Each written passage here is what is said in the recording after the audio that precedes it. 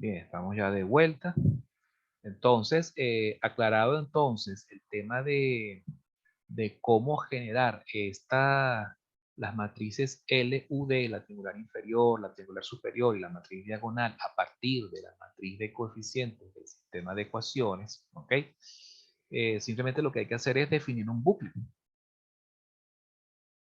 Un bucle, primero un bucle en I y luego un bucle en J, es decir, vamos a pasearnos por cada una de las filas y después por cada una de las columnas y vamos a capturar, ¿ok? Los valores de fila y de columna con estas variables contadoras, con este I, con este J que está aquí, ¿verdad? Y luego entonces en cada iteración nos vamos a detener a evaluar con este condicional, con este if que está aquí, si I es mayor que J para un I y un J dado en este bucle anidado que tenemos acá, un bucle anidado en J dentro de un bucle en I, ¿verdad? Si se cumple esta condicional, si I es mayor que J, entonces el A sub IJ correspondiente será asignado al L sub IJ de la matriz triangular inferior. Si no, si, este es un else if, ¿ok?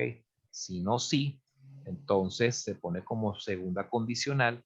Si I es menor que J, entonces el A sub I J correspondiente se asigna a el correspondiente,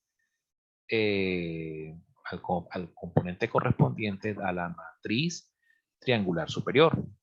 Y si no, significa que si no es mayor, si I no es mayor que J, o si J no es mayor que I, entonces ¿cuál es la única opción que por lógica queda? Que ambas son iguales. Entonces automáticamente por forma predeterminada, por defecto mejor dicho, ese a su I correspondiente pasa a un componente de la matriz diagonal. Se cierra el condicional múltiple, ¿ok? En el safe, se cierra el bucle en J y se cierra el bucle en I, ¿ok? Listo. Una vez que se resuelvan estos bucles anidados, se va a obtener la matriz N, la matriz U y la matriz E. Bien. Luego pasamos entonces a definir la variable K, que es la que me va a permitir controlar las iteraciones en el método de Gauss-Jacobi. Se le asigna valor inicial 1, ¿verdad? Y luego entramos en el bucle de Gauss-Jacobi. Ese bucle de Gauss-Jacobi, podemos ver aquí con más detalle, acá.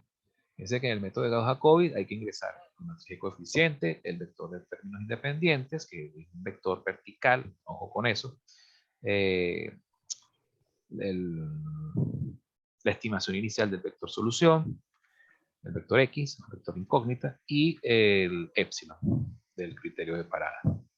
Luego, internamente, se calcula el valor de n, que lo vamos a necesitar para estimar, para generar la matriz L, la matriz U, la matriz D,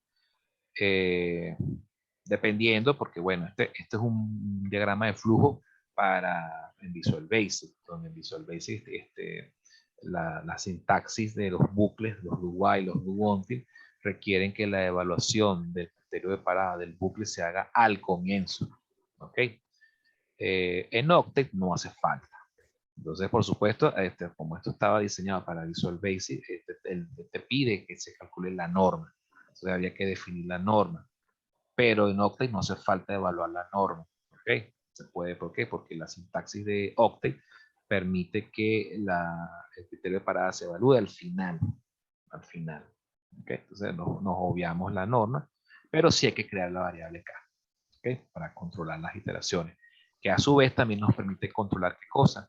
Posiciones dentro de la matriz X que vamos a generar. Porque al principio va a ser un vector, pero conforme se vayan generando iteraciones, iremos añadiendo columnas a ese vector X que está allí, donde cada columna corresponde a los valores k'ésimos de los componentes de X.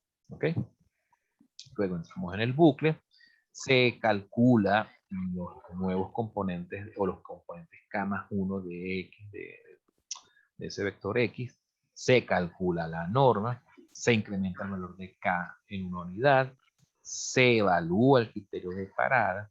Si el criterio de parada da falso, entonces se repite todas estas instrucciones, estas operaciones, Si da en algún momento, cuando vaya a dar verdadero, se sale del bucle, se asigna el valor de vector X al vector solución, lo podemos denotar como XS, se reporta ese resultado y con ello damos por concluido el método de Gauss-Jacobi. Vamos a ver entonces acá en Octet cómo está programado esto. Arranca el bucle en do, okay, un do onto. Fíjense cómo está escrita entonces la ecuación de Gauss-Jacobi. Está escrito en forma matricial. Aquí está X, todos los valores de X correspondientes a la columna K más 1, que coincide con la iteración K más 1. Y si nos vamos acá a la ecuación iterativa, está por aquí. Aquí está.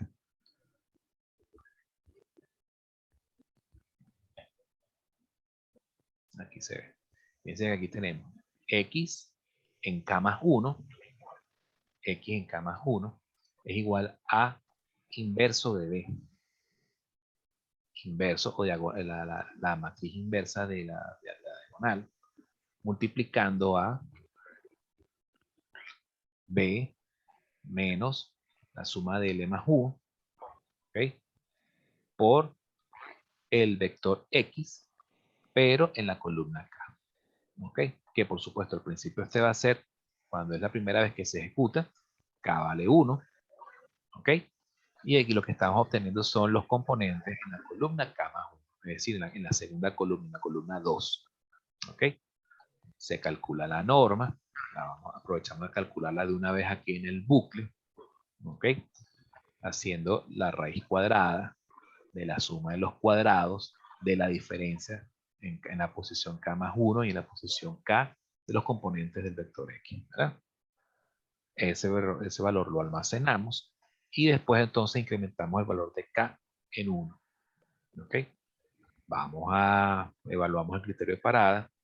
La norma la comparamos con el epsilon. Si da falso, se repite la iteración. Cuando dé verdadero, nos salimos del bucle y el valor o los componentes almacenados en la columna KS, porque recuerden que ahora, si esto era antes K más 1, se incrementa el valor de K en una unidad, ahora va a quedar en la columna KS. Esos componentes en la columna KS se asignan a los componentes de un nuevo vector XS, que es el vector solución. El printf no es práctico, no es conveniente utilizarlo para mostrar valores o los componentes de un vector, porque nosotros puede ocurrir que en un ejercicio trabajemos con un sistema de 3x3, pero de repente en otro ejercicio podemos trabajar con un sistema 4x4, 5x5, 2x2, etc. Entonces no hay una forma que el printf no se adapta a matrices de diferentes tamaños. Entonces ahí es mejor trabajar con un display sencillo que nos muestre el valor de X. O bueno, podemos ser más minimalistas todavía. Le quitamos el punto y coma a la instrucción, a la asignación de XS y ahí te muestra los resultados directamente. Básicamente es la forma como se trabajaría. El método de Gauss-Seidel, bueno, es básicamente el mismo algoritmo, lo único que cambia es la fórmula que tenemos acá. Que esta fórmula entonces es la de Gauss-Seidel, pero programada directamente en la computadora. Es esta versión programada directamente en la computadora, que la tienen acá. Vamos a entonces a ejecutar estos programas. Vamos a ejecutar Gauss-Jacobi primero. ¿Okay? Vamos a ejecutar Gauss-Jacobi. Presten atención a la forma como se interactúa con el programa. ¿Ok? Fíjense que lo primero que pide Gauss-Jacobi es la matriz de coeficientes. ¿Ok? A ver.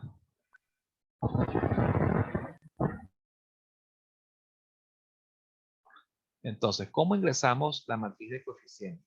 Abrimos corchetes y metemos todos los datos allí. Vamos a buscar la solución del problema que se resolvió para el método tabular.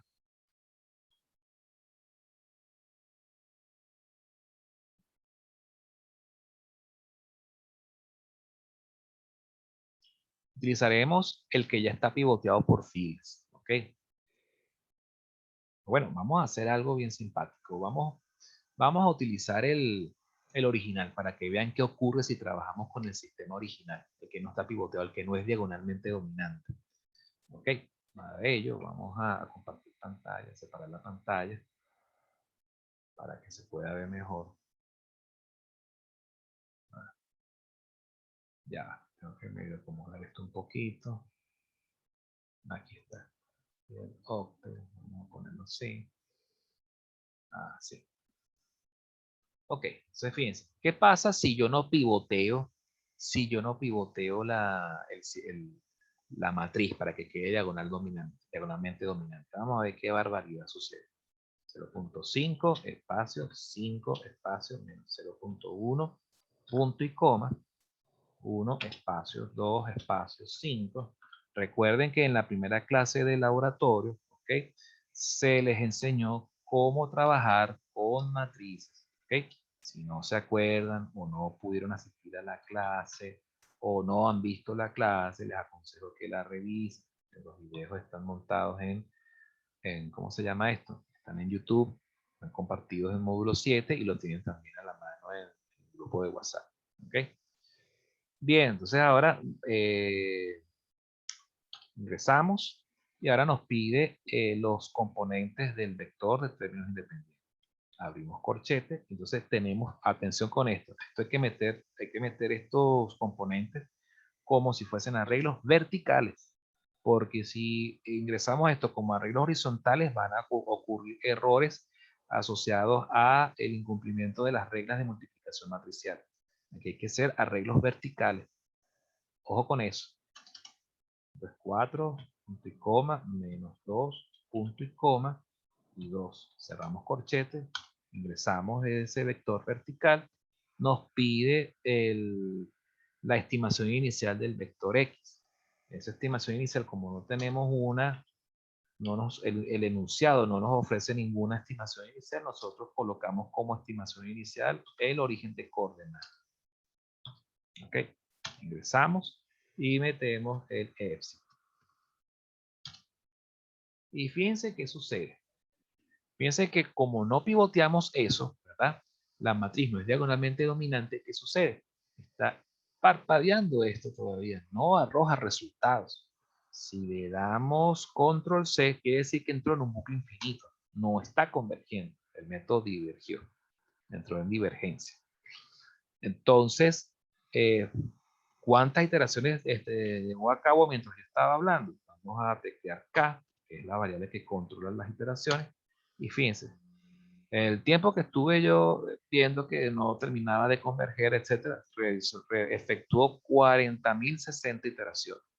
¿Y cuál es la razón de ello? Bueno, simplemente porque no se pivoteó el sistema, porque cuando no se evaluó la dominancia diagonal, y entonces, por supuesto, si la evaluamos, da falso, significa que el método no va a converger.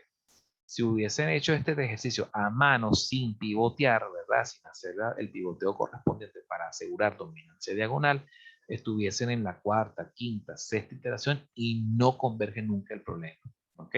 No alcanza la solución final nunca. Pero esto es importante que se den cuenta de este problema para que siempre evalúen la dominancia diagonal antes y que pivoteen el sistema para antes de ejecutar las iteraciones. Vamos a limpiar todo esto. Limpiamos el espacio de trabajo, limpiamos la ventana de comandos y ahora, sabiendo que es importante ingresar los datos pivoteados, ¿verdad? Entonces volvemos a ejecutar el método de Jacobi, pero ahora vamos a ingresar la matriz pivoteada. Sería esta versión, que es distinta a esta. ¿Ok? 3, espacio 0.1, espacio 0.1, fin de la primera fila, 0.5, espacio 5, espacio menos 0.1, fin de la segunda fila.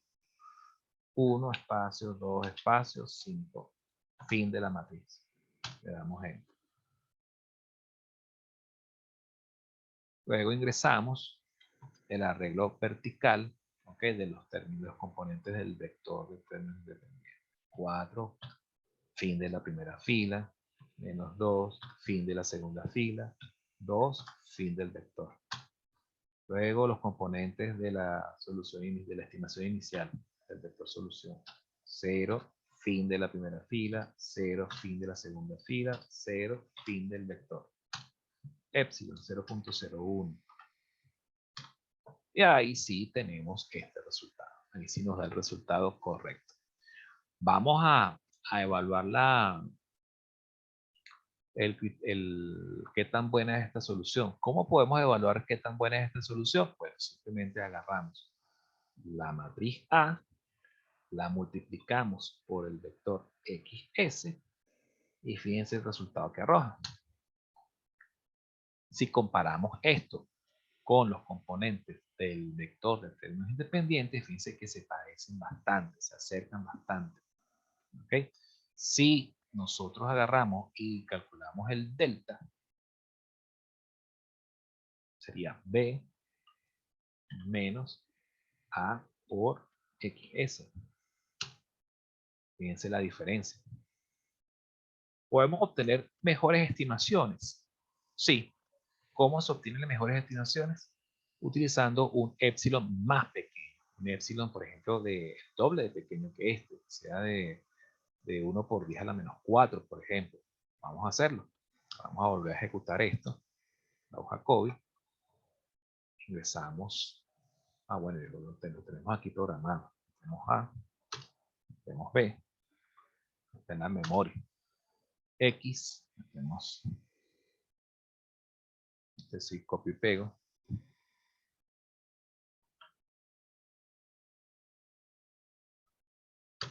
Epsilon, 10 elevado a la menos 4. ¿Tá? Vean que lo puedo ingresar también de esa forma. Y entonces tenemos este resultado. Ahora probemos esta ecuación. Control C, Control V. Y obtenemos una mejor estimación aquí. Bien. Inclusive pudiéramos evaluar la norma de esto. Podemos calcular la norma de esto.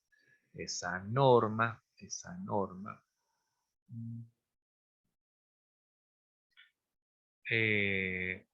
Exacto, utilizaríamos SQRT, la función SQRT de las sumas cuadradas, sum SQ de este vector. Cerramos el paréntesis de las sumas cuadradas, cerramos el paréntesis de la raíz cuadrada, y esta sería la norma. Fíjense que esta es una norma mucho más pequeña que esta. ¿Okay?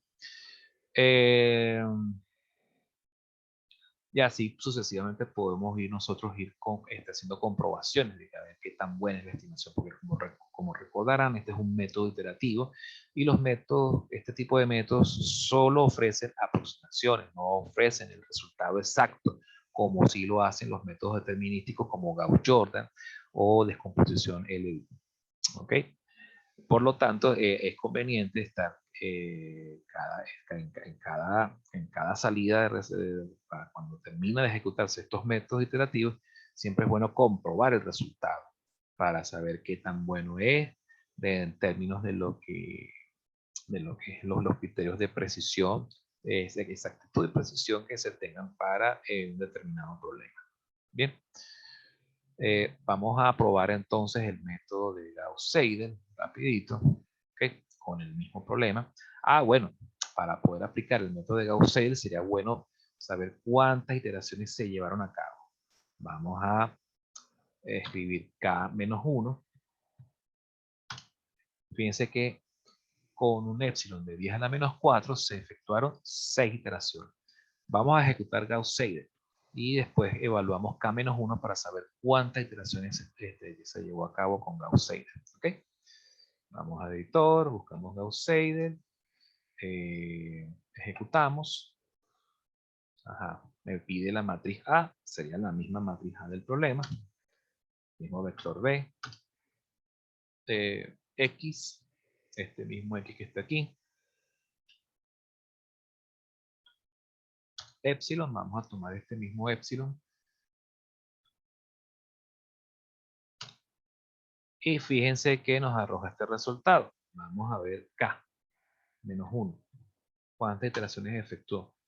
Ajá, fíjense que aquí llegó 4, mientras que aquí tomó 6. Como era de esperarse, Gauss-Seidel es más rápido. ¿Ok? Acelera el paso. Pues. Y vamos a hacer la comprobación. Vamos ahora a comprobar qué tan bueno es el resultado. Fíjense que es más eficiente. Ahora vamos a ver qué tan eficaz es. Ah, no, perdón. No, es no se actualizó el portapapeles. Control C. Y ahora vamos a ver. Control V. Ajá. Fíjense que inclusive Gauss-Seidel no solo es más eficiente en términos de consumo de recursos de la computadora, también es más eficaz. Porque si comparamos esta medida con esta, el resultado es mucho más satisfactorio. ¿Ok? Entonces, en conclusión, Gauss-Seidel es más rápido, es más eficiente, es más eficaz. ¿Ok? Arroja resultados que son mucho más precisos. Pues. ¿Ok? Entonces, bueno, creo que ya con esto, con esta comparación, podemos dar entonces por finalizar esta parte del tema. ¿Okay? ¿Cuál es la reflexión final que tienen que llevarse después de esta clase? Bueno, simplemente que los métodos iterativos pues, no son una panacea. Son métodos que solamente funcionan con 100% de seguridad para aquellos sistemas de ecuaciones cuyas matrices de coeficientes son diagonalmente dominantes. ¿Ok? Si la dominancia diagonal no se cumple, en el 100% de los casos no quiere decir que el método no converja. ¿Ok? ¿Por qué? Porque puede pasar que a lo mejor el método sí puede converger, pero se puede tardar un poquito en obtener esa solución final. ¿Ok? Eso es importante que lo tengan claro. La dominancia diagonal es simplemente una condición, no es una condición necesaria, sino una condición suficiente. Hay que tener mucho cuidado con eso. Condiciones necesarias y condiciones suficientes. La dominancia diagonal es una condición suficiente, más no necesaria. ¿Ok? Eso es lo importante. Van a haber ejercicios en los que de repente no se cumple dominancia diagonal en una fila dada, pero eso no compromete la convergencia en algunos casos. ¿Okay? Hay que tener cuidado con eso. De todas maneras, en los ejercicios que se les mande a resolver, sea para la casa o en el parcial, si hay algún sistema de ecuaciones que no sea diagonalmente dominante, a pesar del pivoteo de filas correspondientes, bueno, se les pondrá ahí en coletilla. Evalúe con Gauss-Jacobi a pesar de que no cumple dominancia diagonal. ¿Por qué? Porque se espera que sí tenga un resultado al final. Bien.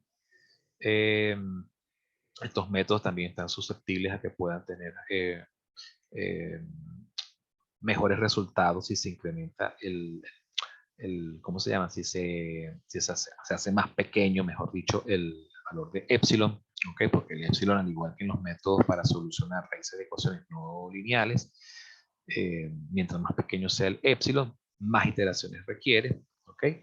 Y bueno, también puede de alguna forma influir en la calidad, en la precisión del resultado final, ¿ok? Gauss-Jacobi, bueno, es como el método base, un método robusto, pero Gauss-Seidel es mucho más rápido y por supuesto más preciso. Entonces esas son como que las cosas claves que hay allí. Y por supuesto nosotros podemos hacer comprobaciones utilizando esta ecuación que tenemos acá. Es preferible hacerlo en la computadora, para casos en la computadora. Bien. Creo que ya con eso ya sería todo. La semana que viene veríamos entonces el método de Newton-Raphson para resolver sistemas de ecuaciones no lineales. También vamos a ver graficación, que es súper importante. Vamos a graficar en 3D para poder apreciar dónde se intersectan las curvas, ¿ok? En el espacio. ¿Okay? Va a ser una clase bien interesante. Bueno, es todo. Recuerden que tendremos clase presencial el lunes, ¿ok? Solamente el lunes. ¿Bien? Bueno, después de clase revisaré cómo quedaron las grabaciones después que tuve ese corte abrupto de internet. Y bueno, les estaré informando por WhatsApp cómo va la cosa. Yo espero para el final de la tarde tener ya los videos montados en YouTube y compartidos por todos los sitios. ¿Okay? Si no tienen dudas, si todo quedó claro, etcétera, yo creo que podemos dejar entonces ya, nos podemos despedir por el resto del día. ¿Okay? Bueno, gracias por la asistencia. Feliz tarde para todos y seguimos en contacto desde WhatsApp. ¿Ok? Es todo, pues, muchachos. Saludos.